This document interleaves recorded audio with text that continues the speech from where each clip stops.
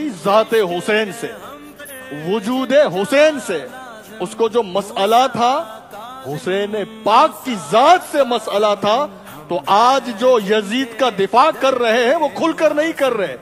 वो किस तरह करते हैं, कभी कहेंगे कि जिक्र हुसैन कम कर दो, कभी कहेंगे अहले बैत का जिक्र कम कर दो। यार अगर तुम्हें यजीद की खुशामद करनी है, यजीद का दिफा करना है, तो खुलकर सामने आओ ना, कहो कि तुम्हारा यजीद है, तो हम तो कहते कि हमारे पास हुसैन है। ये क्या बात है कि कल जो यजीद को प्रॉब्लम वजूद हुसैन, तो आज यजीद की ये नापाक औलादों को प्रॉब्लम जिक्र हुसैन कि क्यों हो रहा है। तो हजरात गिरामी, इमाम मूसा काजिम की शान में जो कुछ तौहीन की गई, और जो बोल्टन में बैठकर हमने कहा हम जो दाढ़ियों की इज्जत करते हैं तुम्हारा मुंह देख के नहीं करते, दाढ़ियों तो सिखों ने भी रखी है।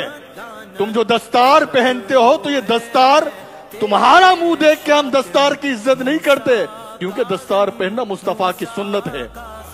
हम मुस्तफा की वजह से तुम्हारी दाढ़ियों की और दस्तार की इज्जत करते हैं। अगर मुस्तफा की आल के बारे में तुम भौंकोगे तो फिर हमसे इज्जत की तवक्को मत रखना, फिर तुम्हारी न दाढ़ियां देखेंगे न दस्तार देखेंगे, हम तो दरे मुस्तफा को देखेंगे।